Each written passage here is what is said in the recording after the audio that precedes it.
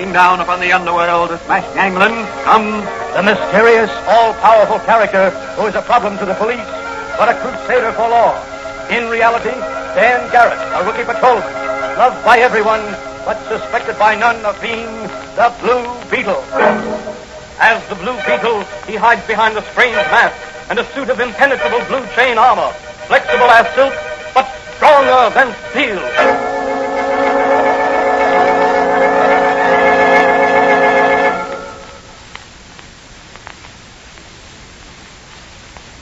Today's episode of the Fox feature, The Blue Beetle, is entitled Saved by a Hair. In all large cities, and even in smaller communities, there are unfortunates who are trying to live down a single misstep. Having served time in jail for some crime, generally a first offense, they have been paroled, released from jail with part of their sentence unserved, given a chance to try again to make useful citizens of themselves. Parolees, they are called. One misstep while on parole, and they may be returned to jail to serve out the full term of the sentence. Clever but heartless underworld characters have found the parolee a source of illicit income, and as a result, a widespread system of blackmail has sprung up.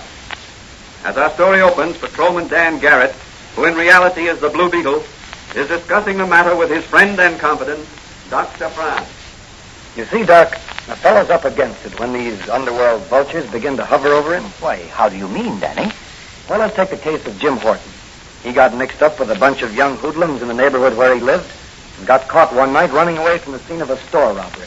Was he one of the robbers? He claimed not, but the court found him guilty and got 5 years. Oh, yes, I remember the case now. Well, some friends and the parish priest got up a petition and presented it to the parole board. As a result, he was paroled with 4 years yet to serve. And what happened? His friends got him a pretty good job. But as soon as he got to work, the underworld got busy and tried to persuade him to come in with them and make some real money. Told him he'd never succeed honestly because of his prison record. Did he go in with them? No, he refused. Said he preferred to go straight. Ah, wise decision. Ordinarily, yes. But the gang wouldn't let him go straight. They wanted him to give them inside information about the place where he worked. They threatened to frame him and have his parole canceled so he'd be sent back to jail. But what can those gangsters hope to gain by such tactics? A recruit for their campaign of crime, inside information about the place where the parolee works, power over first offenders, and so forth. And where is Horton now? Back in jail on a charge of robbery with a gun. Framed evidence, I'm certain.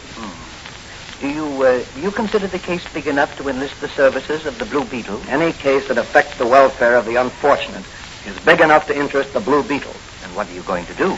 I promised Mike Manigan I'd help him investigate this case.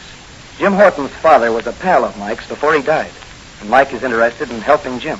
I see. Well, if there's anything I can do to help, Danny, you know I'll be glad to do it. Oh, thanks, Doc. Well, I'll see you later. I'm going to meet Manigan down at police headquarters. Will you be back later to change into your Blue Beetle chain armor and mask if anything develops? I've got it all here in this briefcase, so I can make a quick change on the job. Well, be careful, Danny boy. I will, Doc. So long.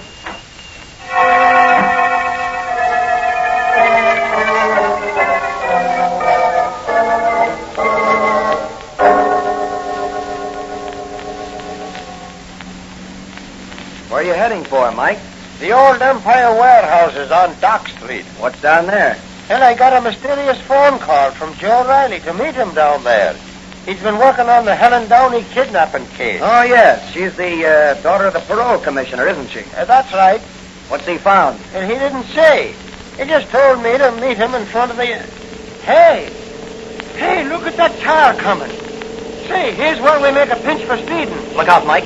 Machine gun. Wait, what the... Manigan. Somebody fell or was pushed out of that speeding car. Pull over to the curb, Mike. Yeah. And them guys were shooting at us. Did they get you, Mike? No. How about you, Danny? Not a scratch, but it was close. You hop out and take a look at the body, Danny, while I see if I can trail that other car. Never mind that car now, Mike. I've got the license number. Go phone for an ambulance while I look at this poor fellow. Okay. I'll be back in a minute. There's a drugstore on the corner.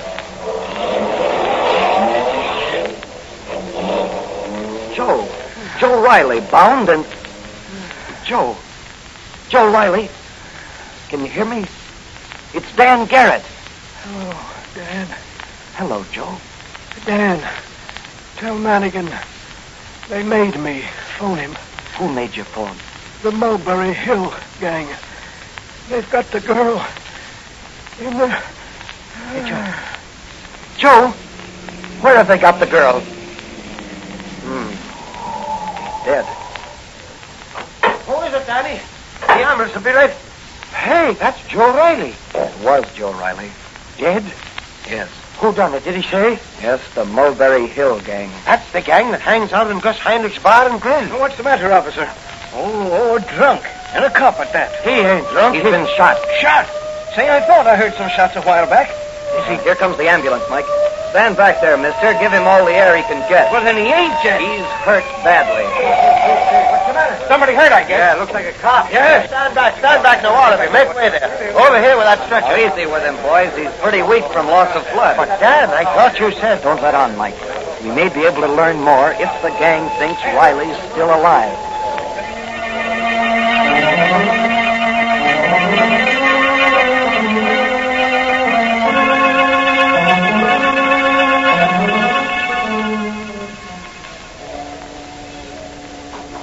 Well, what's yours, buddy? Ginger ale. And what? And nothing. Just plain ginger ale. Dan Garrett's a policeman, Ed. Policemen don't drink. Oh, yeah? Since when? Hello, Drummond. I see you're in civilian clothes, Garrett. Is this your night off? No, it's my uniform's night off. Clever guy, Garrett. You should be on the radio. You think so? Yes. Oh, say, I hear Joe Riley in your precinct got bumped off tonight. Your information must have come from the wrong source. Riley's still alive, and he's talking. Really? Well, it's nice to have seen you. I'll be getting along. By the way, Drummond, Yeah? how do you keep your hair so black and glossy? You're no spring chicken. It's a special diet I have. Uh-huh. Spelled D-Y-E-I-T. Huh? Oh, boy, you sure are quick on the pickup. You're in the wrong business. Not for the kind of pickups I like to make. Well, if you pick up the culprits who shot Riley, recommend me as their lawyer. Anytime a crook needs a lawyer, you usually get the business, Drummond. If the price is right.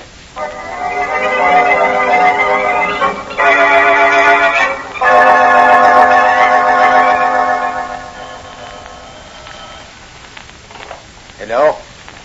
Yeah, this is Heinrich. Oh, hello, Drummond. What's that? Riley ain't dead. What? Dan Garrett? The cop? Oh, sure I will. I'll get some of the boys down there right away and we'll take the girl to a new hideout. Sure, right away. The Blue Beetle. Yes, the Blue Beetle. What do you want? I ain't hiring no entertainers for my cafe. Whom do you hire to do your kidnapping? What? Oh, so Joe Riley... Talk plenty. And so did you over that phone just now. I don't know nothing. You'd better learn something mighty quick.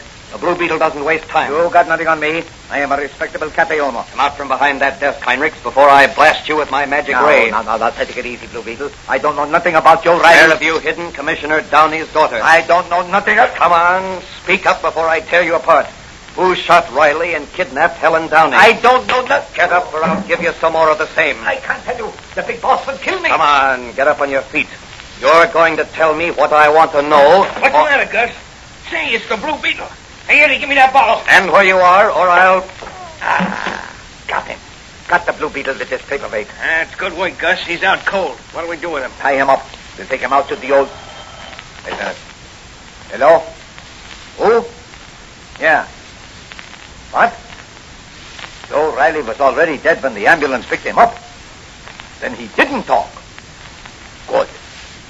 What? Mannigan is on his way over here? What about? Oh, my license plate on the murder car. Say, I fixed that. Okay. Goodbye. What's the matter, Gus? The mouthpiece just phoned. Now, look, Nosey. Mike Mannigan is on his way over here. You get my sedan. Drive it out to Lover's Leap and run it off the cliff into the sea. You got it? Yeah, but Be sure to take off the license plates first and destroy them.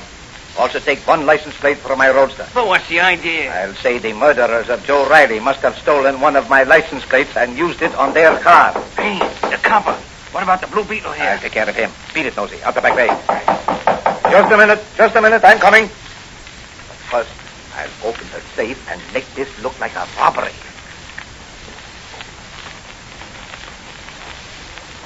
Oh, it's you, Officer Mannigan. Come in. I want to glad talk you came. to you, Heinrich. I want to talk to you about Joe Riley's murder. Yeah? Your license plates are on the car. Hey, who's that on the floor? That's a little present for you, Manigan, with my compliments. The Blue Beetle. Well, I'll be... What's he doing here? I caught him robbing my safe, and I overpowered him. He's all yours, Manigan.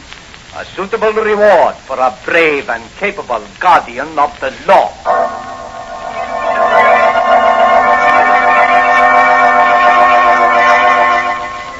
What will happen to the Blue Beetle now?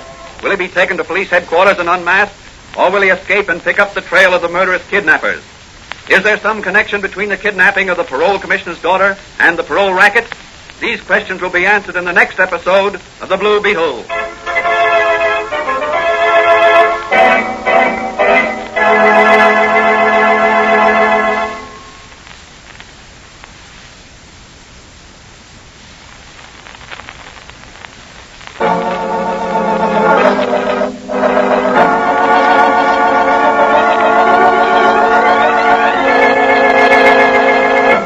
The Blue Beetle is a copyrighted Fox feature appearing in Mystery Men Comics magazine and the Blue Beetle magazine. The Blue Beetle is on the air twice a week on this same station. Consult the broadcast schedule in your local newspapers. And don't forget to listen in to The Blue Beetle.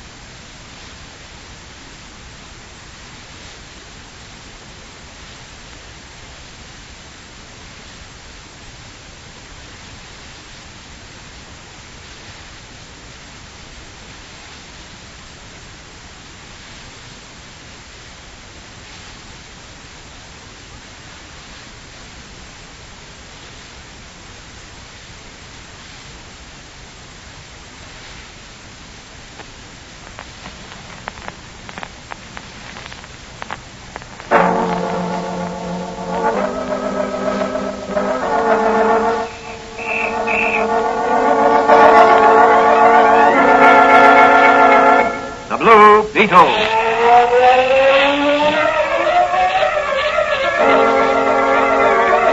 Sweeping down upon the underworld to smash gangland comes The mysterious, all-powerful character who is a problem to the police, but a crusader for law. In reality, Dan Garrett, a rookie patrolman, loved by everyone, but suspected by none of being the Blue Beetle. As the Blue Beetle, he hides behind a strange mask and a suit of impenetrable blue chain armor, flexible as silk, but stronger than steel.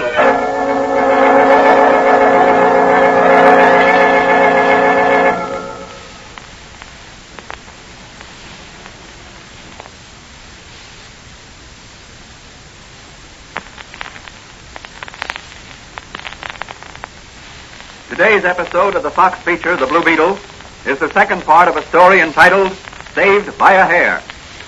In the first part of the story, Patrolman Dan Garrett has taken on the investigation of the parole racket in an effort to save Jim Horton, the son of a friend of Mike Manigan, from a long term in jail. The body of Officer Joe Riley, investigating the kidnapping of Parole Commissioner Downey's daughter Helen, has been tossed out of a fleeing sedan.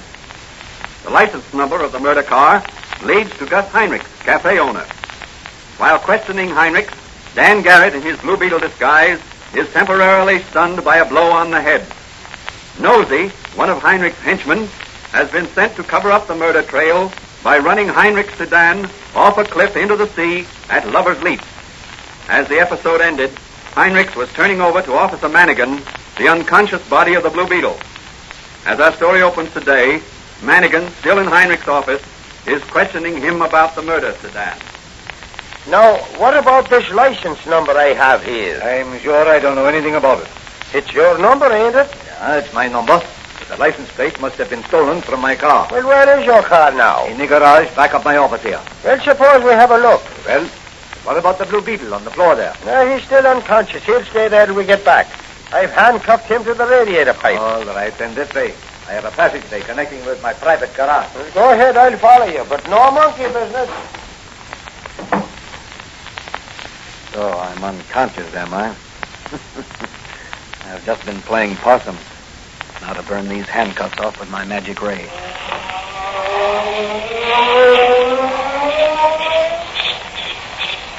There. Now to catch Nosy with Heinrich's other car, the murder car. Before he runs it off, Lover's Leap into the sea. I'll need that car for evidence. And maybe I can pick up the kidnap trail from Nosy.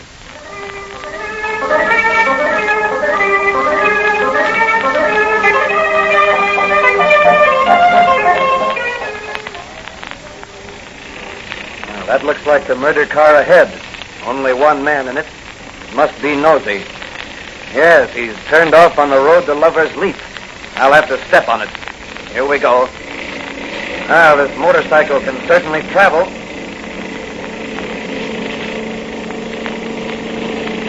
All right, Nosy.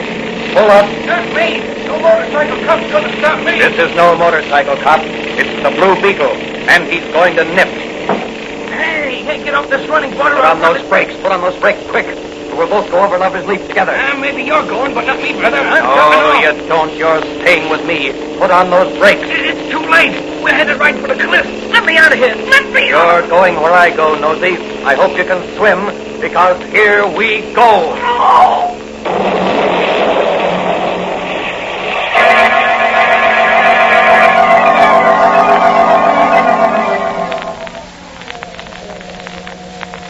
Well, Officer Mannigan, I hope you're satisfied. Not completely. I'll continue with my investigations elsewhere. Good.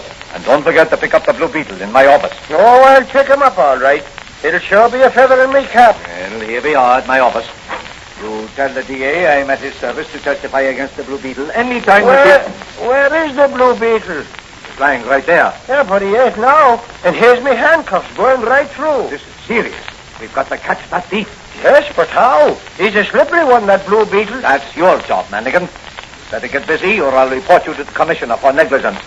No wonder our city is overrun with crooks. What we need is better police protection.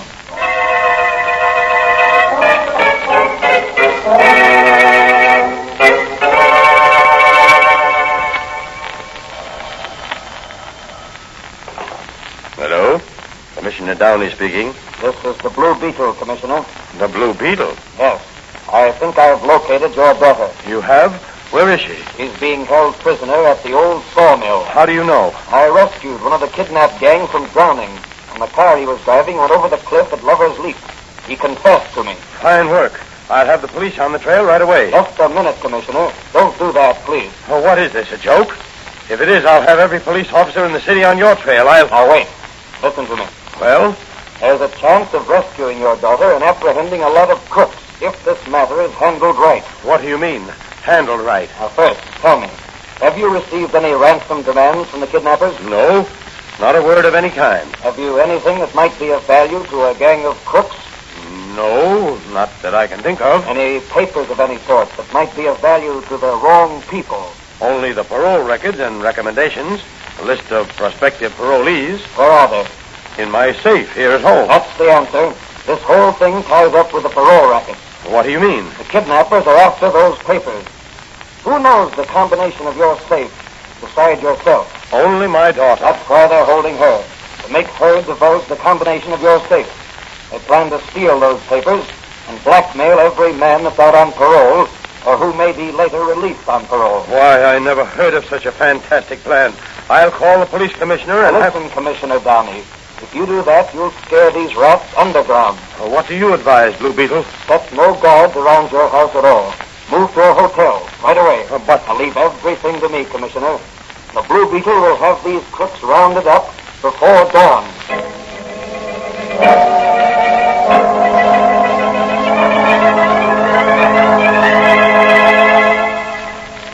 Now look, Miss Downey. We want the combination of your father's safe. I won't tell you. I'm sure you will, Miss Downey. Squint. Yeah, boy. Start the saw going. Right. Run the log through. You hear that, Miss Downey? Yes, I heard it. What about it? Just imagine yourself bound to a log being run through like a glass block. Why, you fiend, you wouldn't dare to... There. Quint, Yeah, boss. shut off the motor. Give me a hand here with Miss Downey. Right. You take her feet. I'll take her head. You dare touch me, and I'll scream the whole world down around your ears. You go ahead and scream. No one will hear you out here. We're miles away from civilization in the woods here. Pick her up, Squint. Right. Oh! Save me! Boss, let's gag her. I mean, noise don't stand a woman's yelling. Tie her to that log on the saw rack while I stick this gag in her mouth. Yeah. Help! Now, Miss Downey, one last chance. Will you tell me the combination of your father's safe? Shake your head, yes or no. All right, that's your last chance. Nobody knows you're here. Nobody knows we're here. Start the saw, Squint. Oh, hold it, Squint. So, you're ready to talk, Miss Downey. Another foot and it would have been too late. Remove the gag, Squint. Right, boss. Good. There. Now, Miss Downey, the combination. Dial left to 7. Right to 12. Then left twice to 8. And she's fainted, boss. What'll I do with her? We got what we wanted. We will let her go. She'll squeal. Now, start your saw and let's beat it. Right, boss. Hey, what's that noise? The Blue Beetle. Stop that motor or I'll blast you. What'll I do, boss? Get away from that motor. Oh! That puts you out of the running, Squint. Now for you, Heinrichs. Where are you? Oh, there you go. Well, I'll get you later. The Blue Beetle's going to nip the whole gang of murderers, kidnappers, and racketeers.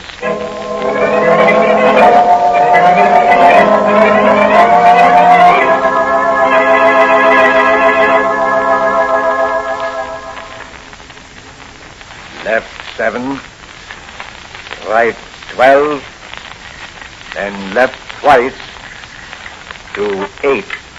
There. And now, the last scene of the play, Heinrich, the Blue Beetle. Yes, and he's going to nip. Not this time, Blue Beetle. Drummond, the mouthpiece, Gangland's famous old man counselor at law, who dyes his hair to keep him young looking. I may be old, but I know my business. The law's never caught up with me yet, and they never will. I'm too clever for them. You're not dealing with the law now. You're facing the Blue Beetle. But the Blue Beetle will never nip again. Put down that gun, Drummond. Not till I've wiped out you and Heinrich. Not me, Drummond. I didn't squeal. No, but you were trying to double-cross me. So here's one for you, Heinrich, and one for you, Blue Beetle. Drummond, your hair, it's turning white. White? My beautiful black hair turning white? Oh. That's for you, Drummond. Never turn your eyes from your opponent if you want to win your point. You vain old man. Your hair was your undoing and my salvation.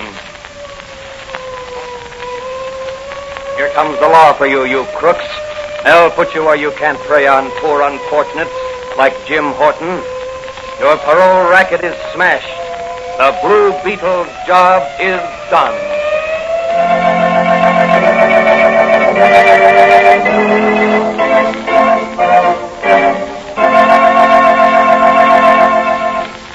And so the Blue Beetle smashed another racket and won another battle in his crusade against crime. The moral of this story is that neither experience nor intelligence is proof against right and good. History proves that, in the long run, right always triumphs. Further adventures of the Blue Beetle will be dramatized in the next episode of the Blue Beetle.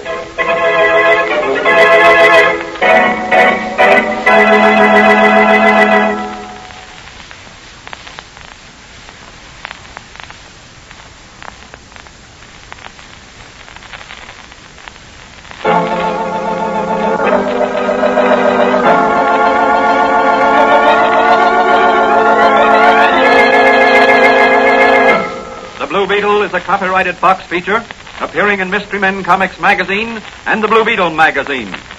The Blue Beetle is on the air twice a week on this same station. Consult the broadcast schedule in your local newspapers. And don't forget to listen in to the Blue Beetle.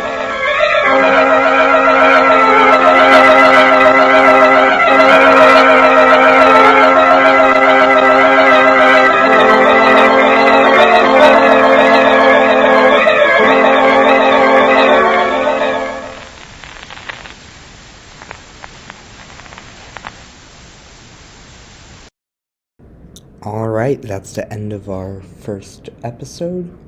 We'll get to the second part in 5 minutes. Until then, do whatever you want for the next 5 minutes. Unless it's illegal, then don't do it. Blue Beetle will find you.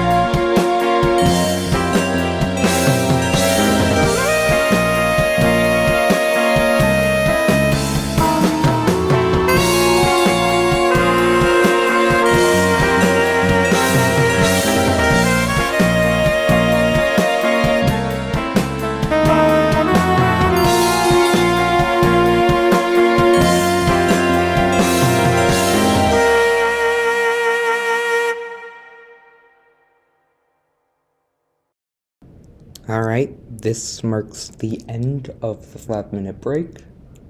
Here comes part 2. Woo!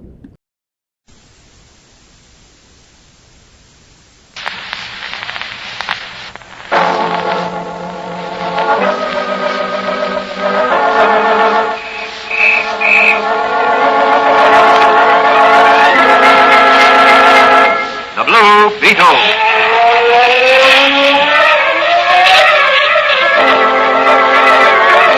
Sweeping down upon the underworld to smash gangland comes The mysterious, all-powerful character who is a problem to the police, but a crusader for law. In reality, Dan Garrett, a rookie patrolman, loved by everyone, but suspected by none of being the Blue Beetle.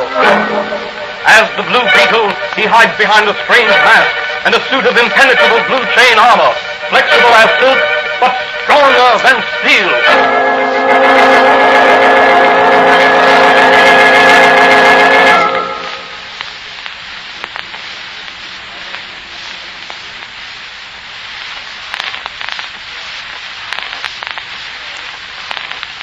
Today's episode of the Fox feature, The Blue Beetle, is entitled Finesse in Diamonds. The wealthy and beautiful wife of Benjamin Bannister, the oil magnate, claims to have been robbed of the famous Bannister diamond necklace, along with other jewelry of lesser value. A peculiar fact of the case is that there appears to have been 2 robberies. The first, as she was leaving the Starlight Club, a famous dance rendezvous, and another at some unknown time. Apprehension of thugs who stripped a diamond necklace from her throat just outside the Starlight Club disclosed the fact that the necklace they stole was a fake. But the real necklace is still missing. As our story opens, Patrolman Dan Garrett, who is really the Blue Beetle, is discussing the case with his friend and confidant, Dr. Franz, the chemist. Danny, this Bannister jewel robbery is a very interesting case. Yes, it is, Doc. Well, from what you've read of it in the papers, do you believe Mrs. Bannister's social secretary is guilty? Well, the evidence so far is rather convincing. Some of the jewelry was found in the girl's room. But couldn't that have been planted there by the crooks? Yeah, that's possible. Mrs. Bannister doesn't directly accuse her social secretary, Lucy Ridgway, according to this newspaper. But the real necklace is still missing. Yes. Mrs. Bannister claims Lucy Ridgway brought the necklace to her from the safe and fastened it about her neck just before she left for the Starlight Club. That must have been the fake necklace. Yes.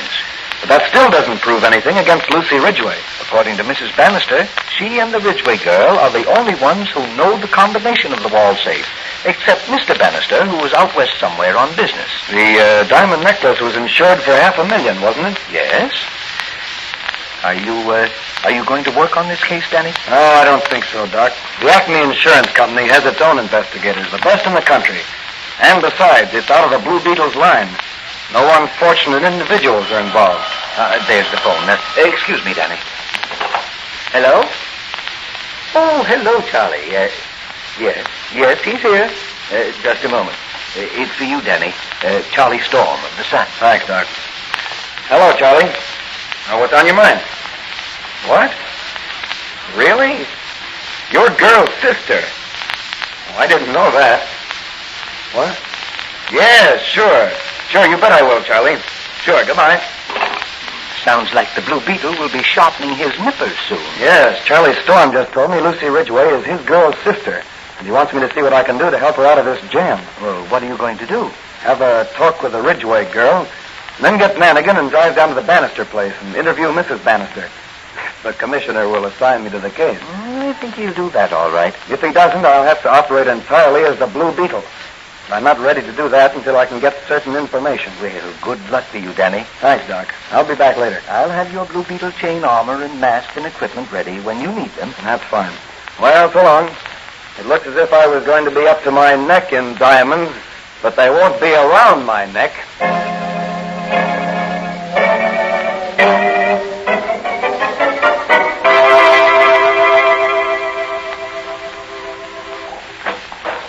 Here's the Ridgway girl, Dan. Nice. I'm Dan Garrett, Miss Ridgway, a friend of Charlie Storm. Oh, yes? Charlie asked me to do what I can to help you in this unfortunate case. Now, suppose you tell me what you know about this jewel robbery.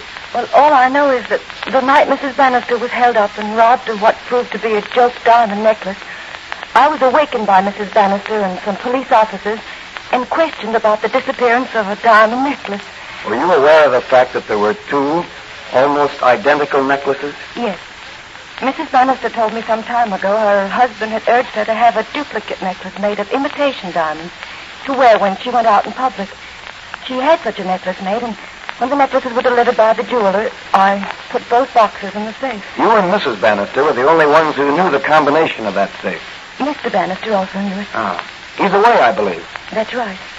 Well, now, what can you tell me about Mrs. Bannister's private life that might be helpful in solving this mystery?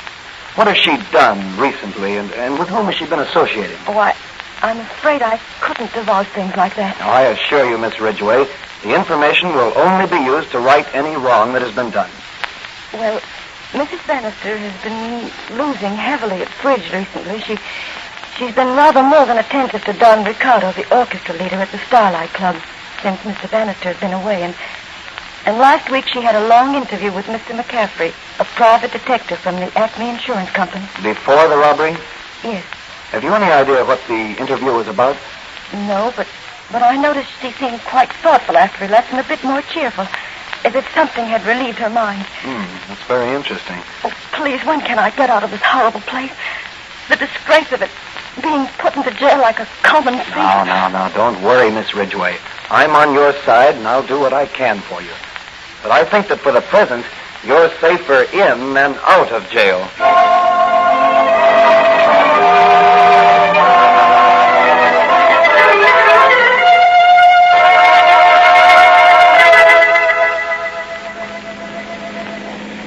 Well, Lonnie, I got the commissioner to assign us to this Bannister case like you asked me to. Now, where do we go from here? We separate at the next corner. What's that? Say, what sort of a game is this? Sorry, Mike, but we've got to work fast in this case, and we can get results quicker if we each work on separate leads. That way, we'll still be solving the case together. Okay. Well, what do we do? Well, you run over to the Bannisters' townhouse and interview Mrs. Bannister. What do I ask her? Ask her what her interview with McCaffrey of the Acme Insurance Company was about. And also ask her if it's true that she's lost heavily at bridge recently. Well, maybe she'll refuse to answer the questions. That doesn't matter. The important thing is to study her reactions to the questions. Okay. Well, what are you going to do? I'm going to make some important phone calls.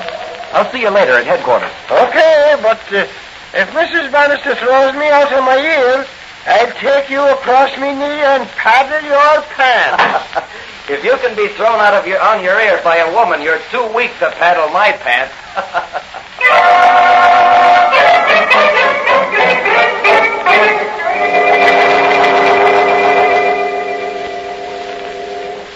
Well, everything's ready for you, Danny. Thanks, Doc. I'll only take the magic ray and the Blue Beetle flashlight with me tonight. I've got a lot of ground to cover, and I want to travel light. Where's the Blue Beetle heading for tonight? The Strathaven Arms apartments. Who's your host? Don Ricardo, the orchestra leader. According to the information I got over the phone from Charlie Storm. Is Ricardo in on this robbery? I don't know, but I'm going to find out. What about this McCaffrey, the insurance company's investigator? Well, there's something fishy about him. I called the office today, but he wasn't in. Did Manigan get any valuable information out of Mrs. Bannister? Just a Park Avenue manor and a threat of legal action against the city if they sent any more policemen to ask impudent questions. Oh, poor Manigan. I'll bet his face was red. Yes. Well, I've got to be going, Doc. Ricardo was just about playing his closing number at the Starlight Club. So long, Doc. Diamonds are trumps, and the Blue Beetle is playing to win.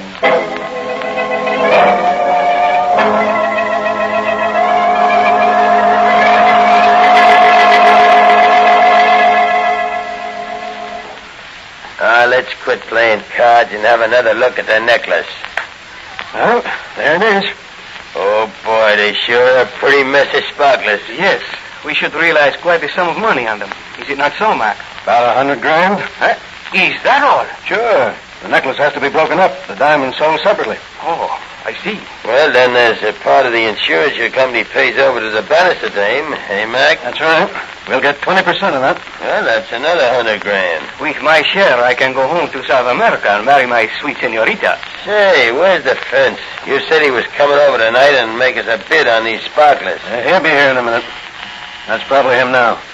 Open the door, Ricardo. All right. The Blue Beetle. Who is he, this Blue Beetle? I do not know him. Oh, he's a masquerader. He runs down criminals. I'm afraid you're on the wrong track, Blue Beetle. There are no criminals here. Well, what is it you want? I'd like to talk with you alone, Ricardo. Oh, but what about? As you see, we are playing cards. Well, why not deal me in?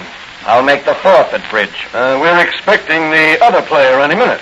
And are these the stakes here, this string of glass beads? Mac, he calls them... Quiet, Trigger. Your friend seems to resent my calling these things beads. What, drop that necklace, Blue Beetle, or what? Quiet, Trigger, I said. You must pardon my friend, Blue Beetle. He's laboring under the impression that those glass beads in that necklace are real diamonds. So I gathered. I must say this necklace is a very good imitation of the famous Bannister necklace. That must be your fourth at bridge, so I'll be going. I'll talk with you some other time, Ricardo. By the way, gentlemen, if your visitor is by any chance a fence to whom you hope to sell the necklace, I'm sure he'll verify the word of the Blue Beetle. Those diamonds are fakes.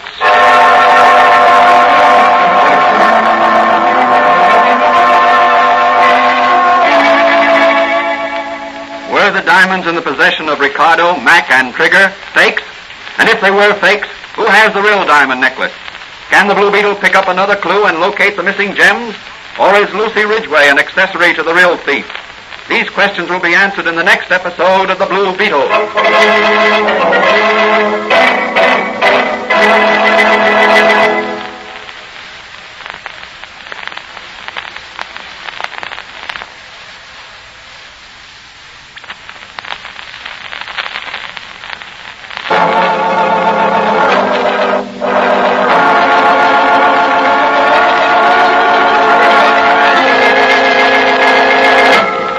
Beetle is a copyrighted Fox feature appearing in Mystery Men Comics magazine and the Blue Beetle magazine.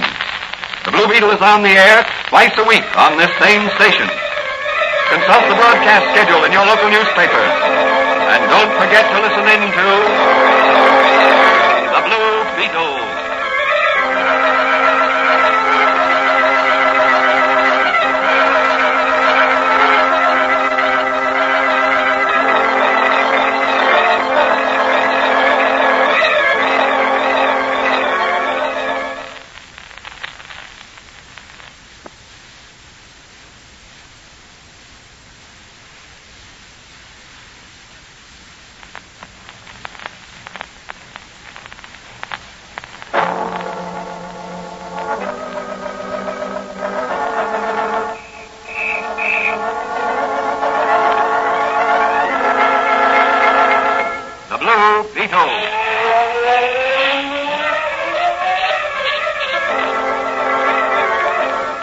Down upon the underworld to smash gangland comes The mysterious, all-powerful character who is a problem to the police, but a crusader for law.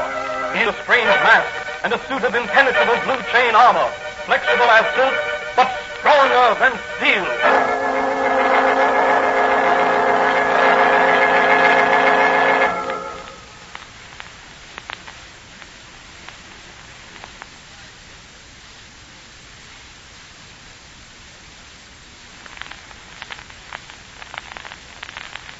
Today's episode of the Fox feature, The Blue Beetle, is part 2 of the story entitled Finesse in Diamonds. The famous Bannister diamond necklace, valued at $500,000, is missing. Lucy Ridgway, Mrs. Bannister's social secretary, is in jail, accused of being implicated in the theft.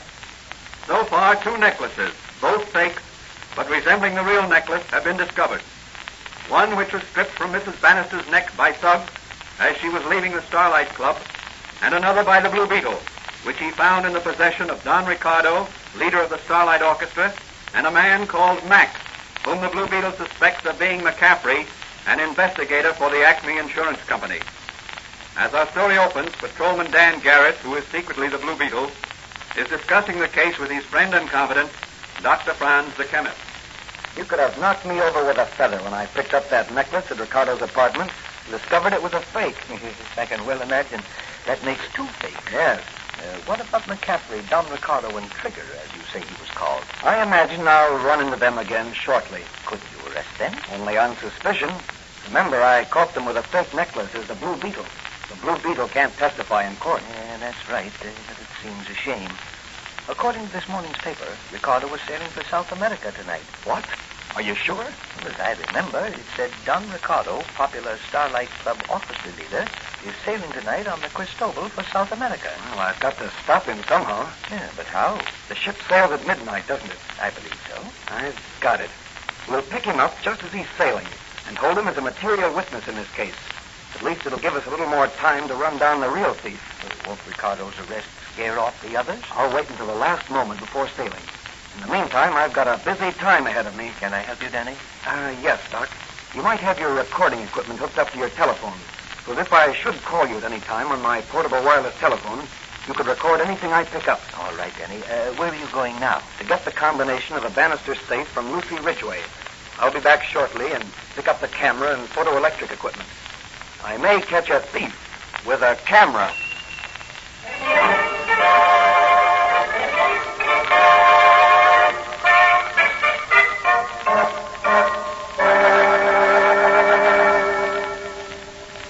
If you think you can double-cross me, Mrs. Bannister, and get away with it, you're mistaken. But you yourself suggested the plan for hiding the necklace, so I could collect insurance and pay off my gambling debt. Yes, but the necklace you left in the safe was a fake. A fake? Well, what do you mean? Just that. I took that necklace from the safe myself. The fence examined the necklace and declared it a fake. What's a fence? A man who disposes of stolen goods. But you said nothing about disposing of the jewels. You said they were to be hidden for a while until I could raise the money to refund the burglary insurance payments later when the jewels were found. Don't be a fool, Mrs. Bannister. Where could you ever hope to raise money to pay back the insurance? My husband, he would divorce you if he knew the facts in the case. Beg pardon, madam, but there's a police officer outside, Patrolman Garrett, who wishes to speak to you. Wishes to speak to me? What shall I do? He must have been waiting some time, madam. I didn't see him come in. What do you think, Mr. McCaffrey? No, see him. It won't do any harm. Very well.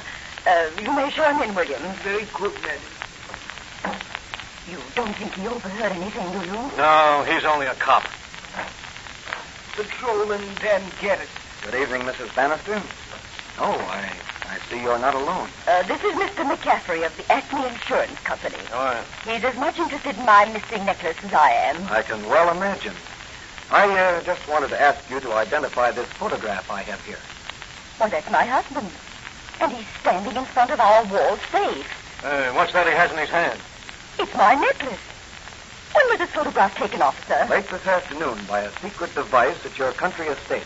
Then he had the real necklace all the time and is just putting it back in the safe. Perhaps. Well, Mr. McCaffrey, I suppose this will clear up your part in this case. The law will interview Mr. Bannister later. Yes, of course. Well, I'd better be going. I have a lot of details to attend to. Goodbye, Mrs. Bannister. Goodbye, Officer Garrett. I'll be seeing you. Yes, I'm sure of it, Mr. McCaffrey.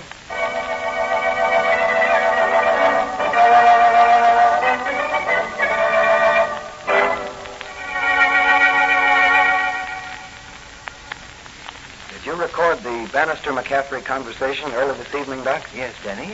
It wasn't very loud, but it's intelligible. Good. I had the mouthpiece of the portable wireless phone against the wall while they were talking in the next room.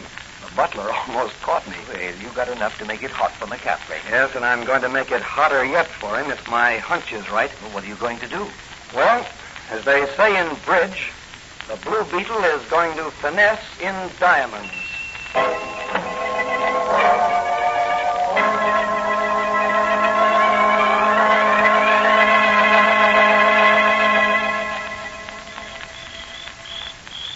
Now, Trigger, you keep watch outside while I go in and rifle the safe.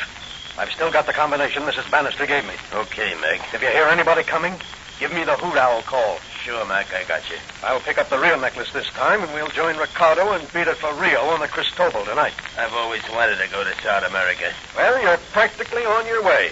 Now keep your eyes and your ears open. This is the library. There's the wall safe. This is going to be easy. What's that? Yeah, these old houses are certainly spooky. Well, now for the safe. Right to 12. Left twice to 6. Then Strike to 10. There, that's got it. There's somebody coming. That's Trigger's call. Well, here's the real necklace, and now to make our getaway. The Blue Beetle. Yes, the Blue Beetle. Your game is up, McCaffrey. You double-crossing insurance investigator. So you know. The Blue Beetle knows everything. Hand over that necklace. Try and get it. That's just what I intend to do. Trigger! Call your gunman. I'll take him on, too. That's for justice. And that's for Lucy Ridgway. And that's for law and order. That's for the Blue Beetle. He's out cold. Hey, Mac, come on, let's cram. Hey, come on, get up. The cops will be here any minute. Help me up. Okay. You got the necklace? Yeah. It's on the floor. Where's the Blue Beetle? Over there on the floor. I count them. Yeah, good work. Give me the necklace and let's go. We've just got time enough to make the boat. So long, Blue Beetle. I'll tell Ricardo you couldn't join us for a hand of bridge.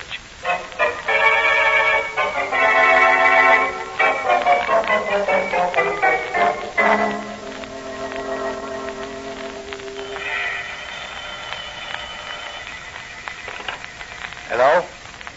Bannister speaking. Who? The Blue Beetle. What? McCaffrey has the real necklace? Where? The steamship Cristobal, Pier 46. Well, I'll be right down. What? Well, all right. I won't call the police. I'll come alone. Goodbye.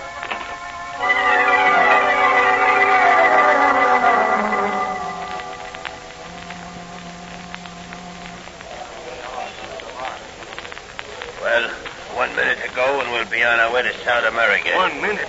That's a very long time here. Don't worry, boys. Look, those men down there. They're ready to take in the gangplank. And I hope they make it snappy. Me knives is all of a twitter. Don't lose your nerve now, Trigger. We're in the clear. But look, the gangplank is going away. We're off. On our way to Rio with $500,000 worth of jewels in our pockets. Shall we go below and make a game with the car? That's a great idea. Good for relaxing the nerves. How about it, Trigger? Swell. If we only had a fourth, we could play bridge. The Blue Beetle. Yes, the Blue Beetle. You're fourth at bridge.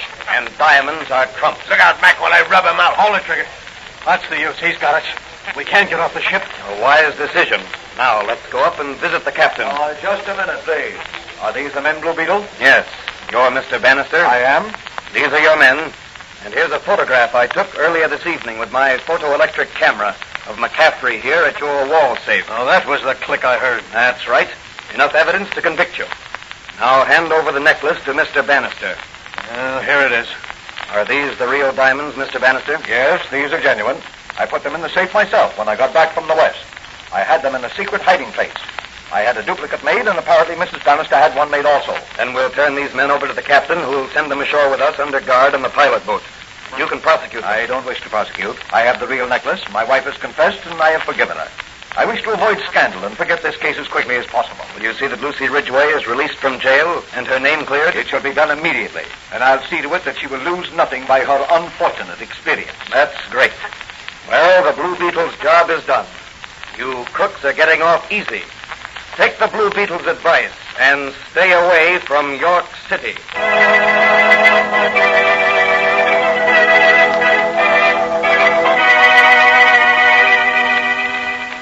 And so the Blue Beetle ended another racket, saved a foolish woman from the consequences of her first misstep, and restored the good name of an innocent young girl.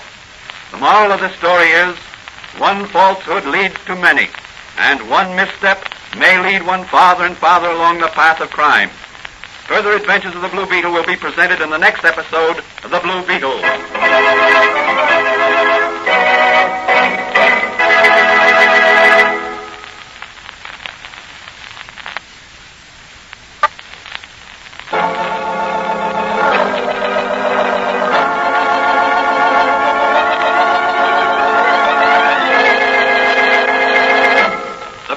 Is a copyrighted Fox feature appearing in Mystery Men Comics magazine and the Blue Beetle magazine. The Blue Beetle is on the air twice a week on this same station. Consult the broadcast schedule in your local newspapers. And don't forget to listen in to The Blue Beetle.